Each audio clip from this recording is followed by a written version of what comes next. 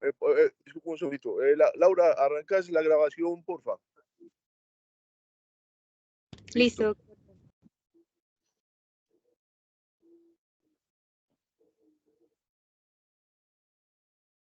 Bueno, muy buenos días para todos. Yo soy Diana Cristina Varela, soy médica internista y reumatóloga de la Universidad Pontificia Bolivariana, epidemióloga de la Universidad del CES y Universidad de Rosario, y tengo un máster en enfermedades autoinmunes de la Universidad de Barcelona. No tengo ningún conflicto de intereses para esta charla y estas son mis redes sociales por si alguno desea seguirnos. Este es el artículo que vamos a discutir hoy. Es clústeres de anticuerpos que pueden predecir algún perfil en lupus eritematoso sistémico, algún desenlace. Sabemos que el lupus es una enfermedad bastante heterogénea que puede afectar cualquier órgano y que tal vez la mejor forma de entender es estratificarlo por endotipos. Se han descrito a nivel de investigación más de 200 anticuerpos, pero realmente pues en la práctica clínica no tenemos acceso a todos estos anticuerpos y que también hay muchas cosas que quedan aún en el aire de eso. Por eso este estudio solamente se enfocó en los 20 principales anticuerpos o los que tienen mayor prevalencia o mayor utilidad clínica. También evaluaron los 29 patrones de ANA que están en el último consenso y que también los podemos encontrar en la página de ANA Patterns, y se hizo un estudio o un análisis estadístico que se llama aprendizaje automático o Learning Machine, que busca interacciones de grandes conjuntos de datos y que tienen varios datos en el tiempo para poderlos analizar así, y que tienen tanto datos clínicos como datos de anticuerpos, por lo cual, pues para cualquier estadístico, esto es son cortes muy difíciles de analizar y por eso estos nuevos métodos que están surgiendo en la epidemiología están ayudando a tener un mayor panorama para los análisis.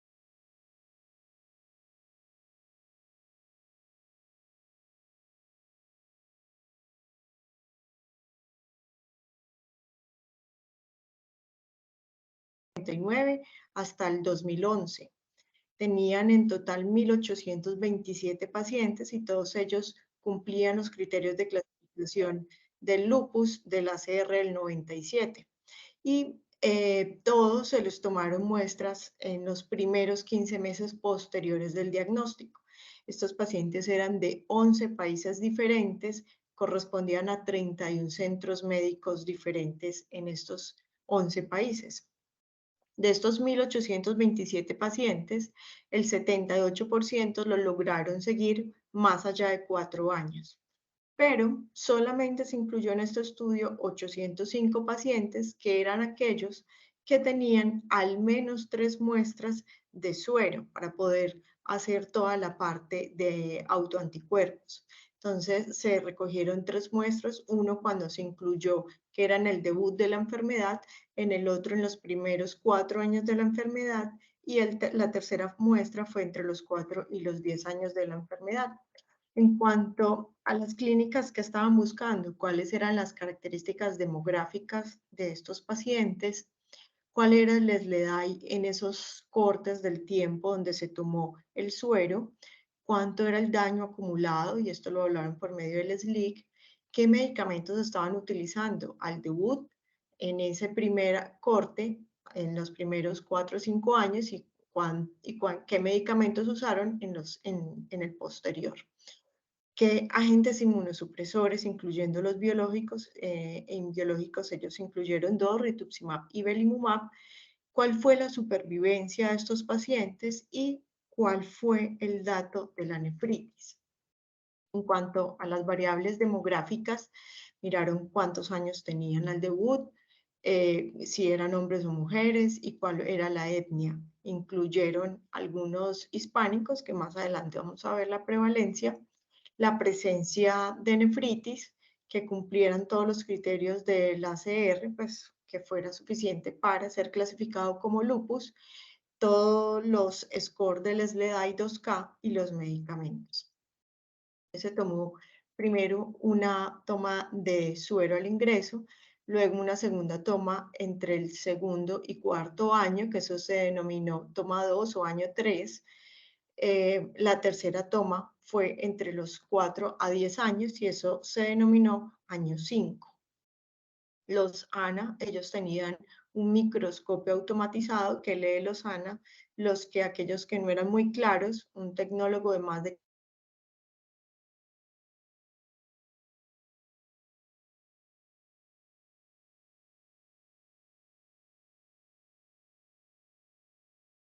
tres. Esto se basó en la clasificación que hay actual de los ANA y todos los ANA que estaban menores a 1 en 80 los repitieron y también en el tiempo hicieron selección aleatoria de los ANA que eran positivos o mayor de estos títulos para confirmar que sí era efectivamente el patrón de ANA que estaba siendo descrito. Utilizaron varios software, 4 software para poder hacer este análisis. Hicieron inicialmente un análisis de componentes principales, se hacen según la varianza, se forman conglomerados y hacen algoritmos de agrupamiento. Luego de esto hacen curvas de supervivencia de cada conglomerado que se encuentra y después de esto hacen un riesgo proporcional. Entonces, estos fueron los resultados iniciales. Miren que la edad promedio al diagnóstico fue de 35 años. La mayoría, como siempre, en la corte de lupus son mujeres. En este caso fue el 88%, que tiene la misma distribución que se ha descrito en las cortes de 8 a 1, de 9 a 1. El promedio de seguimiento era de 0.58 años, es decir, medio año. Cumplían los criterios de lupus y aquí la etnia predominante fue la caucásica, los blancos en un 52.3%. Los hispánicos teníamos muy poca representación en un 6.3%. La nefritis al ingreso fue del 28%. En general de la corte, vamos a ver que esto cambia de acuerdo a los clústeres que se identificaron, y al año 5 ya había subido la prevalencia al 36.6%. El SLEDAI de ingreso fue de 5.4, el daño acumulado era bajo, y el uso de glucocorticoides y de los antimaláricos pues fueron los que tuvieron mayor prevalencia en toda la corte, tanto al inicio como al año 5. ¿Qué patrones de ANAS fueron los que más se encontraron? Pues el que más prevalente se ve en esta cohorte fue el moteado fino en un 39% y del homogéneo en un 34.9%, seguido por moteado grueso, citoplasmático, y estos citoplasmáticos eran dos, el AC19 y el AC20. El AC19, recordemos que está altamente correlacionado con la presencia de PL7 y el AC20 está altamente correlacionado con la presencia de anti-HO1. Y el de los menos prevalentes fue el nucleolar en un 7.2%.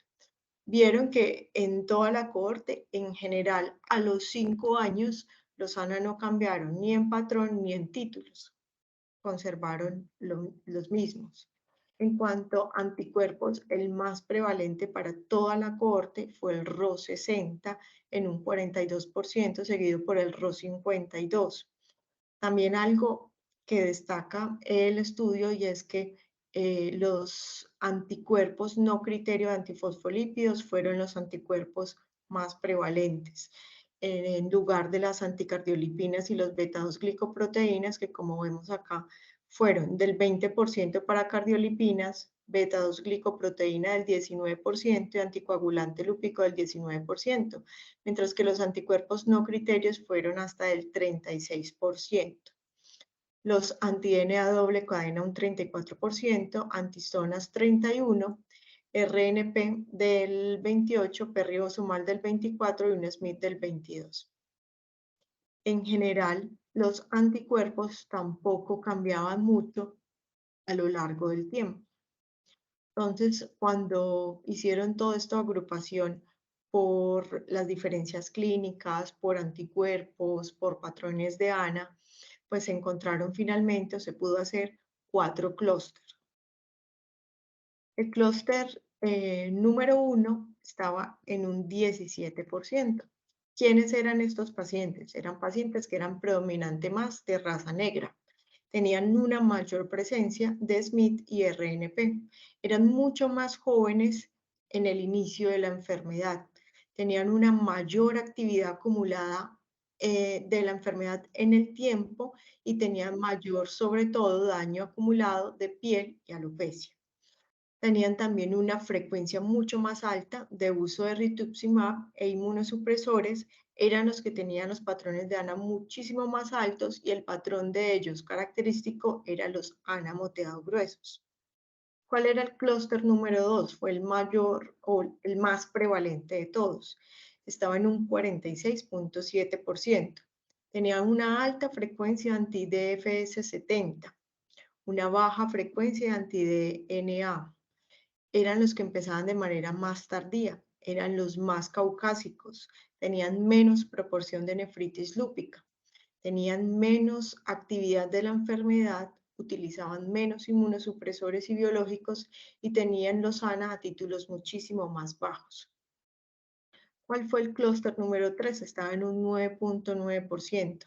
Eran los que tenían mayor frecuencia, no solamente de SAF, porque ya tenían algún evento trombótico, sino que también tenían mayor prevalencia de anticuerpos para SAF.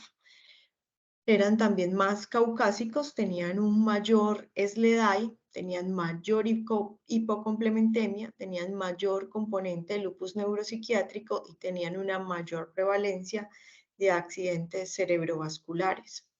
En el clúster número 4 era el 26.3%, eran los que tenían mayor positividad para muchísimos anticuerpos, tenían anti-DNA, histonas, perribosomal, RO, tanto 60 como 52, la PCN, anticentrómero, eran más asiáticos, tenían SLEDAI más altos y tenían diferentes patrones de ANAS, tanto homogéneo, moteado fino y citoplasmático.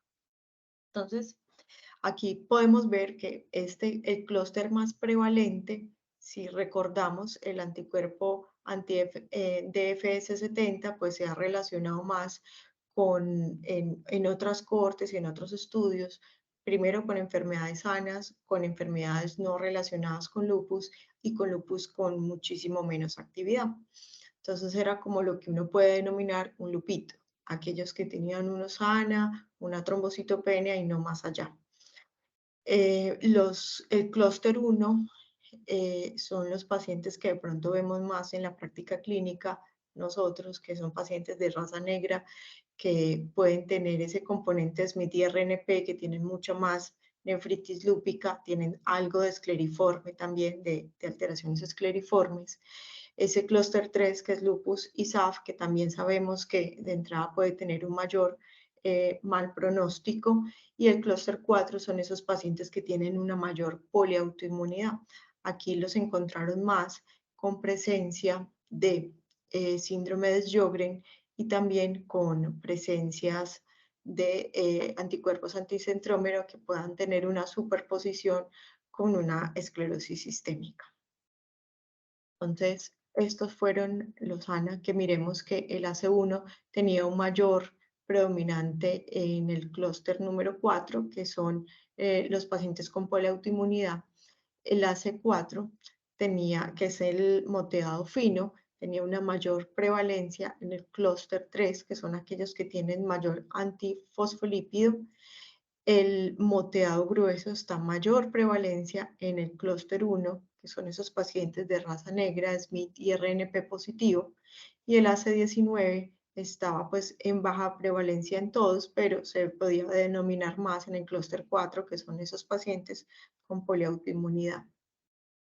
SMID y RNP ven que son muchísimo más altos en el clúster 1 y que se mantienen en el tiempo, que para el clúster 2, que son, digamos, los lupitos o los lupus menos graves, tanto al año 3 como el 5 incluso, aumenta la prevalencia y permanece en el tiempo. Todos los anticuerpos antifosfolipídicos estaban mayor presentes en el clúster 3, con una gran diferencia. Y mire que todos los anticuerpos restantes estaban con muchísima mayor prevalencia en el clúster 4 o de poliautoinmunidad. Grupo 1, grupo 2, grupo 3 y grupo 4. Acá vemos las características. Grupo 1 habíamos hablado que eran los pacientes muchísimo más jóvenes y el grupo 2 pues que inició un poco más tardío. Los pacientes negros o africanos tenían una mayor prevalencia en el grupo 1, mientras que el grupo 2, 3 y 4 pues predominaban los caucásicos, aunque también hay que tener en cuenta que eran los que era el 50% de la cohorte. Los pacientes con nefritis, mire que se da alrededor del 50%, sobre todo en el grupo 1 y en el grupo 3, con una menor prevalencia en el grupo 2, que son aquellos que son ese lupus de poco daño. Al igual que se ve mucha más diferencia en el SLEDAI, pues que en todos los grupos, excepto en el grupo 2, tiene un SLEDAI mucho más alto. Y la hipocomplementemia está mucho más presente en los pacientes que tienen anticuerpos antifosfolipídicos presentes. El daño en sistema nervioso central, tanto con convulsiones como accidentes cerebrovasculares, está con mayor prevalencia en el grupo 3, mientras que piel y alopecia predomina más en el grupo 1. Y el grupo 1 fueron los pacientes que en el tiempo y desde el inicio requirieron muchísimo más inmunosupresores e incluso mucho más uso de biológicos, tanto rituximab como belimumab. Ahora, ¿cómo se comportó? ¿Cómo impacta esto en la supervivencia? Los pacientes del clúster 3, que son los pacientes que recordemos tienen presencia de anticuerpos antifosfolipídicos, son los pacientes que tienen una mayor mortalidad en el tiempo, una menor supervivencia. Estos pacientes, pues la cohorte total a los 10 años tuvo una mortalidad del 12%, pero los pacientes del clúster 3 pues tenían una prevalencia mucho más alta con un Hansen ajustado también muchísimo más alto, seguido por los pacientes del clúster 1, que fueron los pacientes que tenían nefritis, SMIT y RNP. Ahora, estos anticuerpos en el tiempo, ¿cómo se comportan los pacientes del clúster 1? Mire que esos anticuerpos, aunque puede disminuir en el tiempo, iniciaron el RNP, casi el 95% lo tenía positivo al ingreso. Mire que al año, a los 5 años, pues disminuye un poco, el 74%, pero sin embargo son persistentes en el tiempo y que causan un daño importante. Mientras que el clúster 2, pues los anticuerpos incluso disminuyen en el tiempo, la prevalencia es muy baja, digamos que solamente se puede mantener un poco el RO52 y el RO60. En cuanto al clúster 3, todos los anticuerpos antifosfolipídicos permanecen en el tiempo, sobre todo los no criterio. Y en el clúster 4, RO52 y RO60 anti-DNA fueron los que más permanecen en el tiempo. Entonces, para discutir un poco, y ya es la apreciación que también tengan ustedes sobre este tipo de estudios, el DSF-70 pues nos sigue hablando que puede ser asociado a enfermedad leve, incluso que se puede ver en población sana, que los anticuerpos SAF no criterio tienen una prevalencia muy importante. Incluso varios expertos en la discusión hablan que esos SAF seronegativos no son tan seronegativos y que se propone usarlos realmente en la práctica clínica porque estos en este estudio mostró que también se asocia más a enfermedad cardiovascular y a peores desenlaces, mayor frecuencia de accidentes cerebrovasculares. Entonces, por pronóstico, si es bueno o lo proponen ellos, empezarlos a medir de manera rutinaria. Que estos análisis, si se les suman todos los análisis de ómicas, proteómicas, metabolómicas, van a aportar muchísima más información y también nos va a ayudar a saber más sobre un poco sobre el tratamiento. No sé, se pone pues digamos que los pacientes clúster 1 son los que predominan mayor la marca del interferón, pues estos se beneficiarán de ciertos tratamientos, otros predominarán más el linfocito B, pues se beneficiarán de otros predominará más el linfocito T. Entonces, digamos que la ómica sumada a este tipo de análisis nos puede ayudar a esclarecer mucho sobre todo pronóstico y tratamiento, y que definitivamente como hispanos tenemos una gran población que son poblaciones mucho más enfermas, más graves y que requerimos mayor participación en este tipo de estudios para poder mirar nuestra población cómo se comporta. Y bueno, ese es el artículo que les traía hoy para discutir. Ya escucho sus puntos de vista. Muchísimas gracias por la invitación.